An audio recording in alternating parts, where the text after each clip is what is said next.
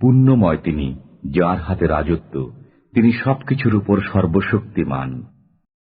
তিনি সৃষ্টি করেছেন মরণ ও জীবন, যাতে তোমাদেরকে পরীক্ষা করেন কে তোমাদের মধ্যে কর্মে শ্রেষ্ঠ। তিনি পরাক্রমশালী, ক্ষমাময়। তিনি সপ্ত আকাশ স্তরে স্তরে সৃষ্টি করেছেন। তুমি করুণাময় আল্লাহর সৃষ্টিতে কোনো তফাৎ দেখতে পাবে না। আবার দৃষ্টি ফেরাও, কোনো ফাটল দেখতে পাও কি? অতঃপর তুমি বারবার তাকিয়ে দেখো, তোমার দৃষ্টি ব্যর্থ ও পরিশ্রান্ত হয়ে তোমার দিকে ফিরে আসবে। আমি সর্বনিম্ন আকাশকে প্রদীপমালা দ্বারা সুসজ্জিত করেছি, সেগুলোকে শয়তানের জন্য ক্ষেপণাস্ত্র করেছি এবং প্রস্তুত করে রেখেছি তাদের জন্য জ্বলন্ত অগ্নির শাস্তি। যারা তাদের পালনকর্তাকে অস্বীকার করেছে তাদের জন্য রয়েছে জাহান্নামের শাস্তি। সেটা কত নিকৃষ্ট স্থান!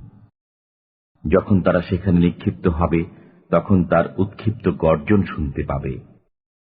ক্রোধে জাহান্নাম যেন ফেটে পড়বে। যখনই তাতে কোনো সম্প্রদায় নিক্ষিপ্ত হবে তখন তাদেরকে তার সিপাহীরা জিজ্ঞাসা করবে, তোমাদের কাছে কি কোনো সতর্ককারী আগমন করেনি? তারা বলবে, হ্যাঁ, আমাদের কাছে সতর্ককারী আগমন করেছিল। অতঃপর আমরা মিথ্যা আরোপ করেছিলাম এবং বলেছিলাম, আল্লাহ কোনো কিছু নাজিল করেননি। তোমরা মহাবিভ্রান্তিতে পড়ে রয়েছ।